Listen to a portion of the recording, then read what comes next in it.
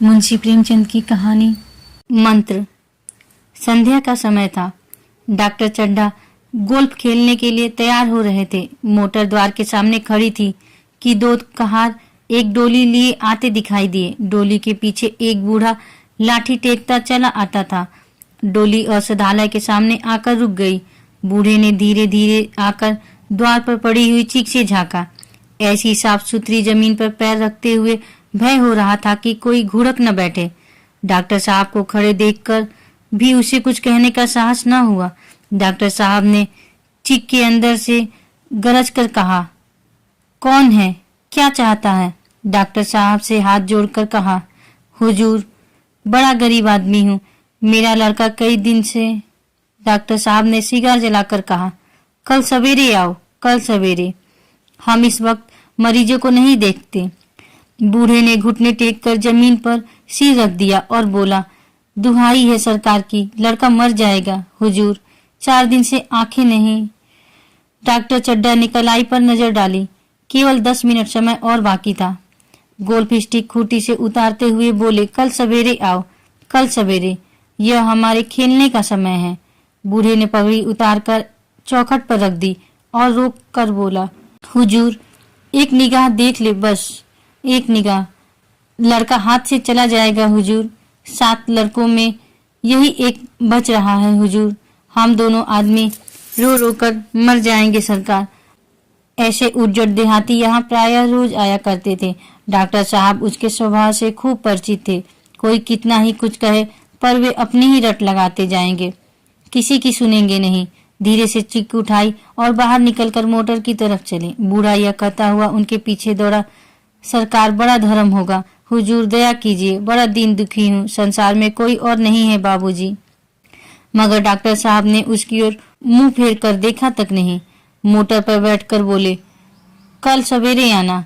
Motor चली गई। बूढ़ा कई मिनट तक मूर्ति की भांति निश्चल खड़ा रहा।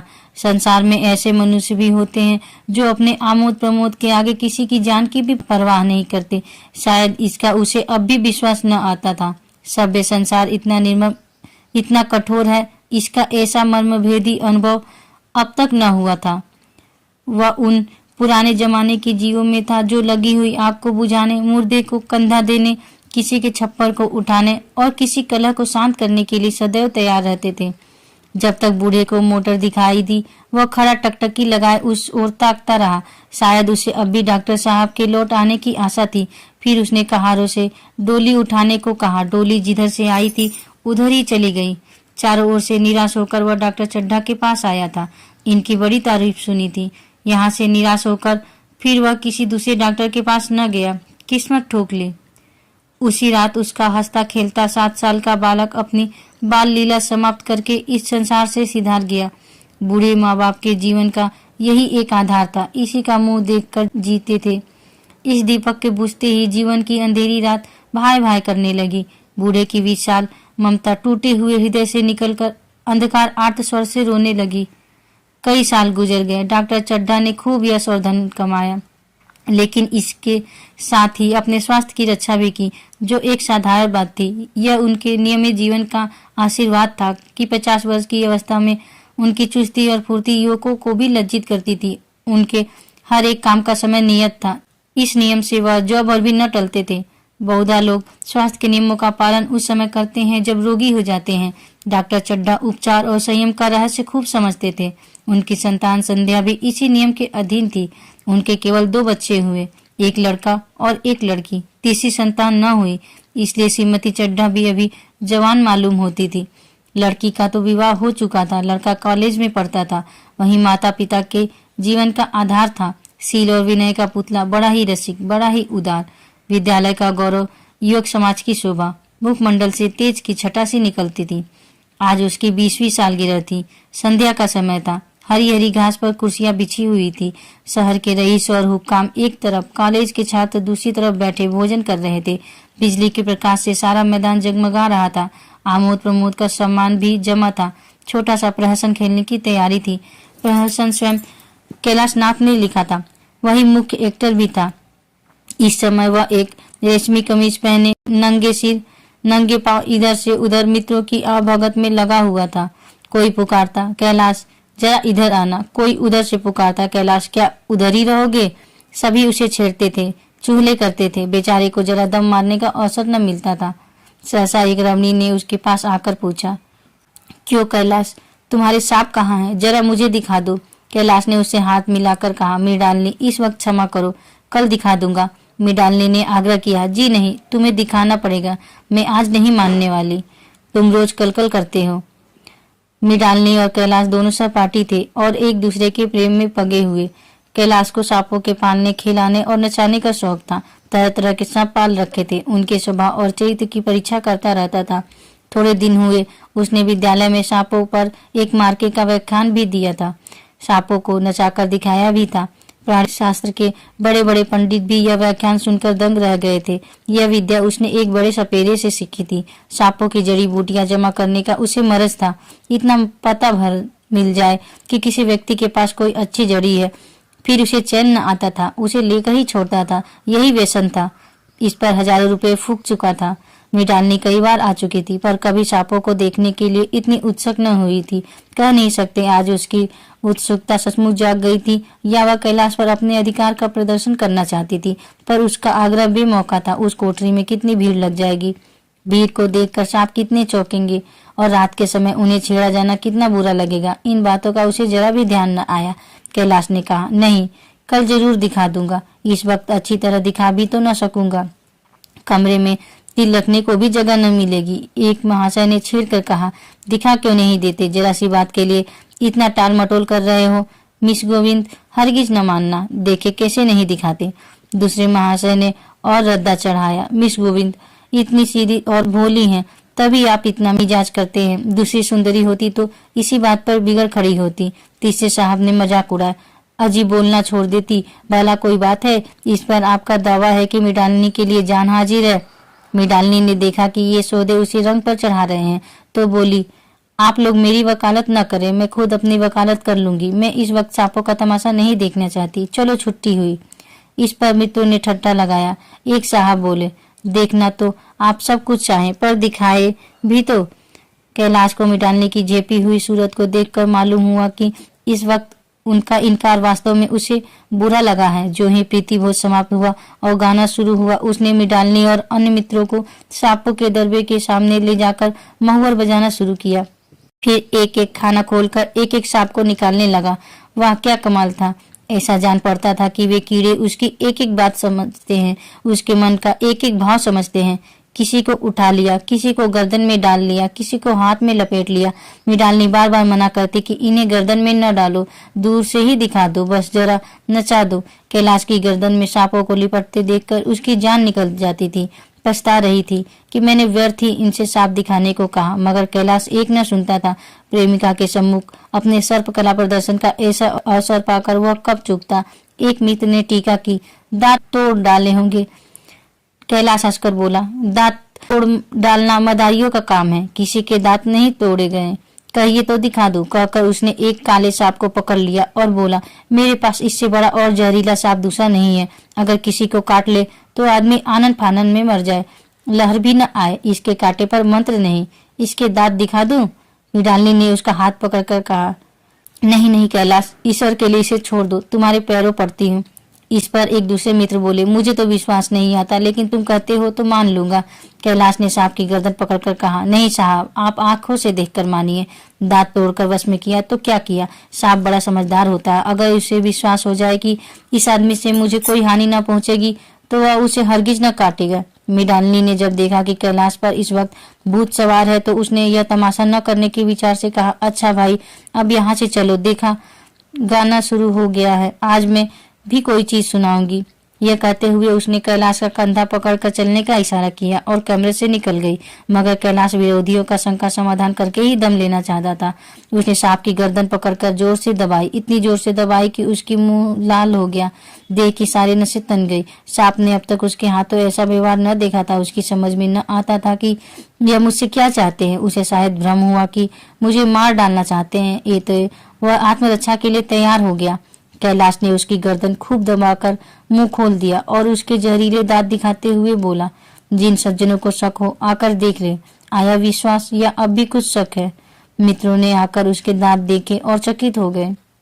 प्रत्यक्ष प्रमाण के सामने संदेह को स्थान कहा।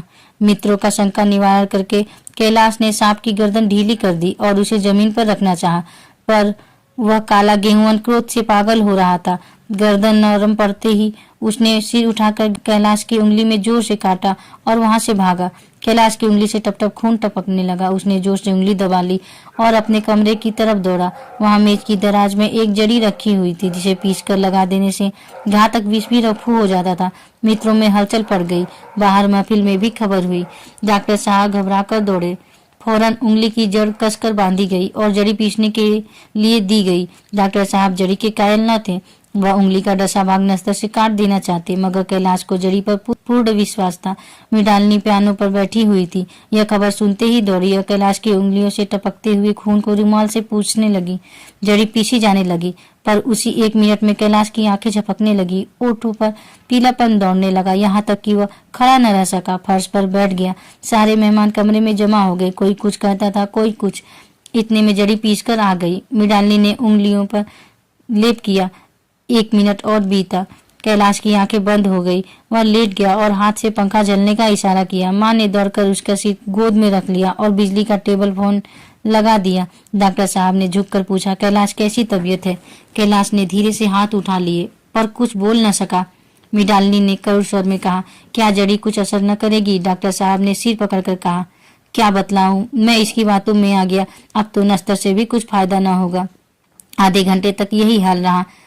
कैलाश की दशा प्रतिक्षण बिगड़ती जाती थी, यहाँ तक कि उसकी आंखें पथरा गई, हाथ पांव ठंडे पड़ गए, मुख की कांति मलिन पड़ गई, नाड़ी का कहीं पता नहीं था। मौत के सारे लक्षण दिखाई देने लगे। घर में कोहराम मच गया। मृणालिनी एक और सिर पीटने लगी। माँ अलग पछाड़े खाने लगी। डॉक्टर चड्ढा को मित्रों ने पकड़ लिया, नहीं तो वह नस्तर अपनी गर्दन पर मार लेते।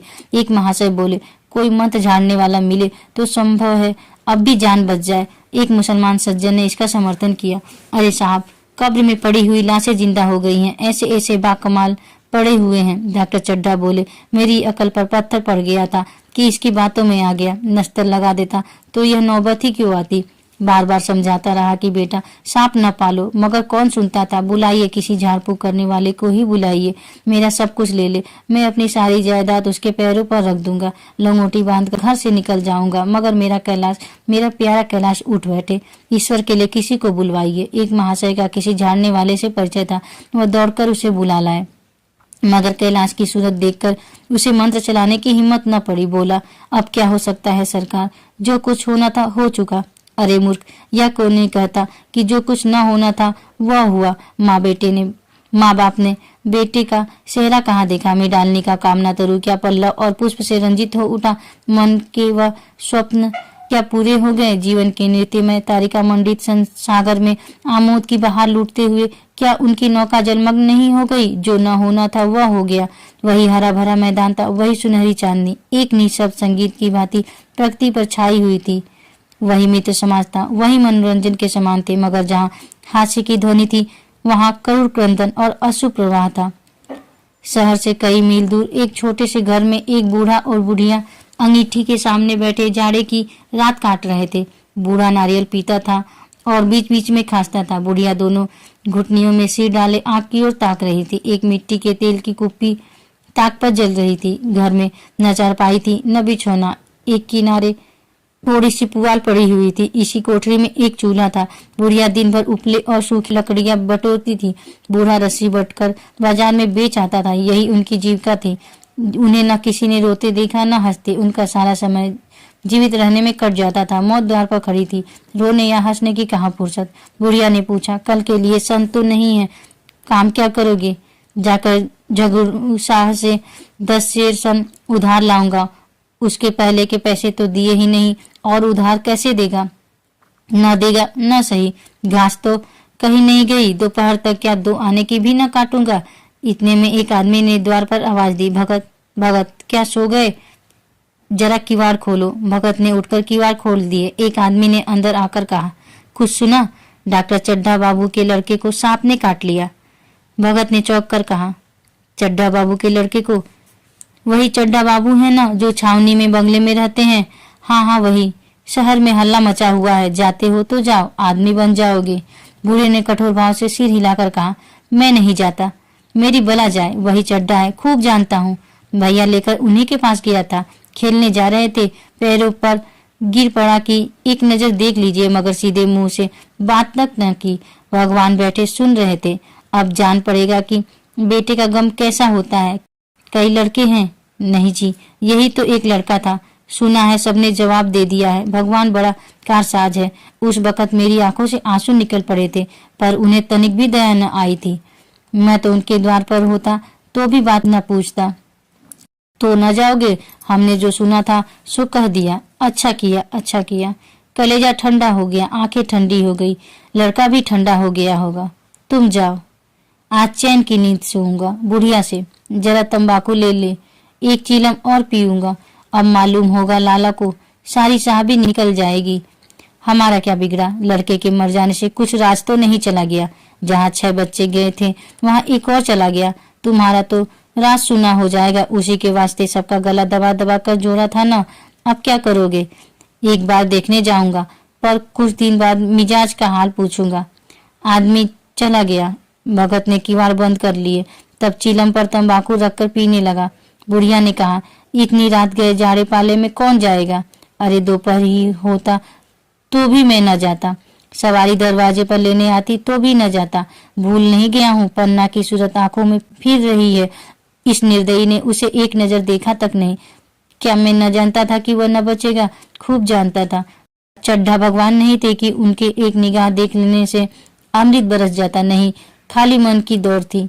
अब किसी दिन जाऊंगा और कहूंगा, क्यों साहब, कहिए क्या रंग है? दुनिया बुरा कहेगी, कहे, कोई परवाह नहीं। छोटे आदमियों में तो सदा ऐब है, बड़ों में कोई ऐब नहीं होता। देवता होते हैं। भगत के लिए यह जीवन में पहला अवसर था कि ऐसा समाचार पाकर वह बैठा रह गया।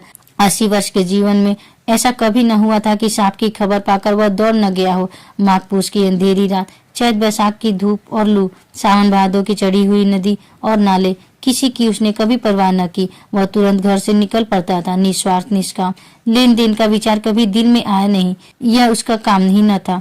जान का मूल्य कौन दे सकता है? यह एक पुण्य कार्य था। सैकड़ों निराशों को उसके मंत्रों ने जीवन दान दे दिया था, पर आप वह घर से कदम नहीं निकाल सका। यह खबर सुनकर सोने जा रहा है। बुढ़िया ने कहा, तंबाकू अंगीठी के पास रखी हुई है, उसके भी आज 2.5 पैसे हो गए, देती ही न थी। बुढ़िया यह कहकर लेटी। बूढ़े ने कुप्पी बुझाई, कुछ देर खड़ा रहा, फिर बैठ गया, अंत को लेट गया।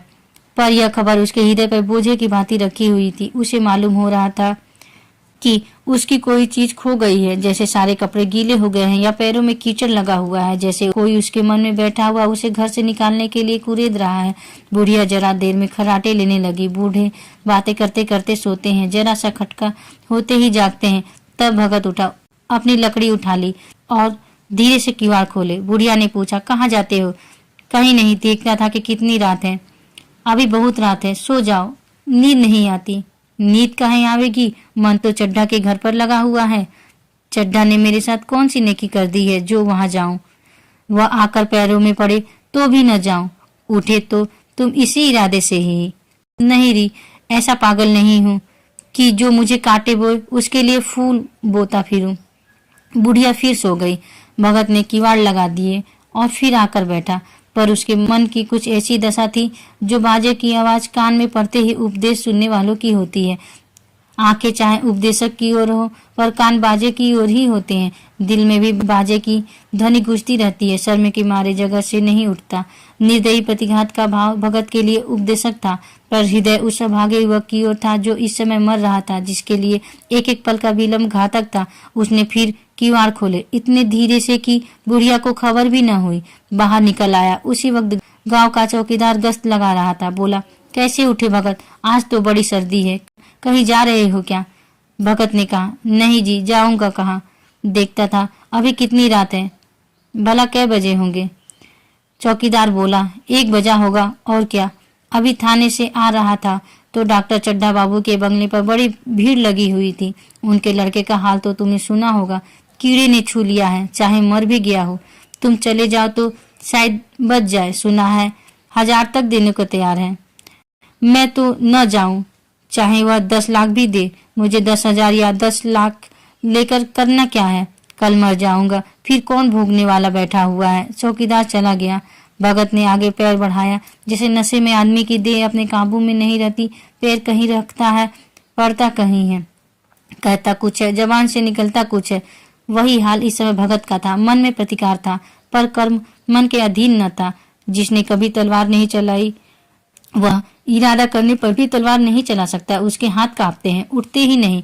भगत लाठी खटखट करता लपका चला जाता था। चेतना रोकती थी पर उपचेतना ठेलती थी।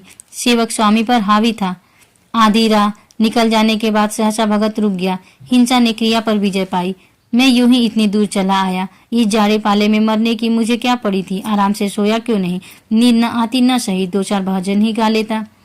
व्यर्थ इतनी दूर दौड़ा आया। चड्ढा का लड़का रहे या मरे, मेरी बला से। मेरे साथ उन्होंने ऐसा कौन सा सुलूक किया था कि मैं उनके लिए मरूं। दुनिया में हजारों मरते हैं, हजारों जीते हैं, मुझे किसी के मरने जीने से मतलब। मगर उपचेतना ने अब एक दूसरा रूप धारण किया जो हिंसा से बहुत कुछ मिलता जुलता था। वह झाड़ फूक करने नहीं जा रहा है। वह देखेगा कि लोग क्या कर रहे हैं। डॉक्टर साहब का रोना पीटना देखेगा, किस तरह सिर पीटते हैं, किस तरह पछाड़े खाते हैं। वे लोग तो विद्वान होते हैं, सब्र कर जाते होंगे। हिंसा भाव को यूं धीरज देता हुआ वह फिर आगे बढ़ा। इतने में 2 आदमी आते दिखाई दिए। दोनों बातें करते चले आ रहे थे। चड्ढा बाबू का घर उजड़ गया। वही तो एक लड़का था। भगत के कान में यह आवाज पड़ी। उसकी चाल और भी तेज हो गई। थकान के मारे पांव न उठते थे। शिरोभाग इतना बढ़ा जाता था मानो अब मुंह के बल गिर पड़ेगा। इस तरह का कोई 10 मिनट चला होगा कि डॉक्टर साहब का बंगला नजर आया। बिजली की बत्तियां जल रही थी मगर सन्नाटा छाया हुआ था। रोने पीटने की आवाज भी न आती थी। भगत का कलेजा धक धक करने लगा। कहीं मुझे बहुत देर तो नहीं हो गई। वह दौड़ने लगा। अपनी उम्र में वह इतना तेज कभी न दौड़ा था। बस यही मालूम होता था मानो उसके पीछे मौत दौड़ी आ रही है। 2 बज गए थे। मेहमान विदा हो गए। रोने वालों में केवल आकाश के तारे रह गए थे और सभी रो रो कर थक गए थे। बड़ी उत्सुकता के साथ लोग रह रह आकाश की ओर देखते थे कि किसी तरह सुबह हो और लाश गंगा की गोद में दी जाए। सहसा भगत ने द्वार पर पहुंचकर आवाज दी। डॉक्टर साहब समझे कोई मरीज आया होगा। किसी और दिन उन्होंने उस आदमी को दुत्कार दिया होता, मगर आज बाहर निकल आए, देखा एक बूढ़ा आदमी खड़ा है, कमर झुकी हुई, पोपला मुंह, भौहें तक सफेद हो गई थी, लकड़ी के सहारे कांप रहा था। बड़ी नम्रता से बोले, क्या है भाई, आज तो हमारे ऊपर ऐसी मुसीबत पड़ गई है कि कुछ कहते नहीं बनता। फिर कभी आना। इधर 1 महीना तक तो शायद मैं किसी भी मरीज को न देख सकूंगा। भगत ने कहा, सुन चुका हूँ बाबूजी, इसीलिए आया हूँ। भैया कहाँ है, जरा मुझे दिखा दीजिए। भगवान बड़ा कारसाज है, मुर्दे को भी जिला सकता है। कौन जाने अब भी उसे दया आ जाए। चड्ढा ने व्यथित स्वर से कहा, चलो देख लो, मगर 3-4 घंटे हो गए। जो कुछ होना था हो चुका। बहुत तेरे झाड़ने फूकने वाले देख देख कर चले गए। डॉक्टर साहब को आशा तो क्या होती। हाँ, बूढ़े पर दया आ गई, अंदर ले गए। भगत ने लाश को 1 मिनट तक देखा, तब मुस्कुराकर बोला, अभी कुछ नहीं बिगड़ा है बाबूजी। यह नारायण चाहेंगे तो आध घंटे में भैया उठ बैठेंगे। आप नाहक दिल छोटा कर रहे हैं। जरा कहारों से कहिए पानी तो भरे। कहारों ने पानी भर भर कर कैलाश को नहलाना शुरू किया। पाइप बंद हो गया था। कहारों की संख्या अधिक न थी, इसलिए मेहमानों ने अहाते के बाहर के कुएं से पानी भर भर कर कहारों को दिया। मिडालनी कलसा लिए पानी ला रही थी। बूढ़ा भगत खड़ा मुस्कुरा मुस्कुरा कर मंत्र पढ़ रहा था, मानो विजय उसके सामने खड़ी है। जब एक बार मंत्र समाप्त हो जाता तब वह एक जड़ी कैलाश के सिर पर डाले गए और न जाने कितनी बार भगत ने मंत्र फूका। आखिर जब उषा ने अपनी लाल लाल आंखें खोली तो कैलाश की भी लाल लाल आंखें खुल गई। एक क्षण में उसने अंगड़ाई ली और पानी पीने को मांगा। डॉक्टर चड्ढा ने दौड़कर नारायणी को गले लगा लिया। नारायणी दौड़कर भगत के पैरों पर गिर पड़ी और मिडालनी कैलाश के सामने आंखों में आंसू भरे पूछने लगी, अब कैसी तबीयत है। एक क्षण में चारों तरफ खबर फैल गई। मित्रगण मुबारकबाद देने आने लगे। डॉक्टर साहब बड़े श्रद्धा भाव से हर एक के सामने भगत का यश गाते फिरते थे। सभी लोग भगत के दर्शनों के लिए उत्सुक हो गए, मगर अंदर जाकर देखा तो भगत का कहीं पता न था। नौकरों ने कहा, अभी तो यहीं बैठे चीलम पी रहे थे। हम लोग तंबाकू देने लगे तो नहीं ली, अपने पास से तंबाकू निकाल कर भरी। यहाँ तो भगत की चारों ओर तलाश होने लगी। और भगत लपका हुआ घर चला जा रहा था कि बुढ़िया के उठने से पहले पहुंच जाऊं। जब मेहमान लोग चले गए तो डॉक्टर साहब ने नारायणी से कहा, बुढ़ा ना जाने कहाँ चला गया। एक चिलम तंबाकू का भी रवादार न हुआ। नारायणी, मैंने तो सोचा था इसे कोई बड़ी रकम दूंगी। चड्ढा, रात को तो मैंने नहीं पहचाना, पर जरा साफ हो जाने पर पहचान गया। एक बार यह एक मरीज को लेकर आया था। मुझे अब याद आता है कि मैं खेलने जा रहा था और मरीज को देखने से इनकार कर दिया था। उस दिन की बात याद करके मुझे जितनी ग्लानि हो रही है उसे प्रकट नहीं कर सकता। मैं उसे अब खोज निकालूंगा और उसके पैरों पर गिरकर अपना अपराध क्षमा कराऊंगा। वह कुछ लेगा नहीं, यह जानता हूँ। उसका जन्म यश की वर्षा करने के लिए हुआ है। उसके सजनता ने मुझे ऐसा आदर्श दिखा दिया है जो अब से जीवन पर्यंत मेरे सामने रहेगा।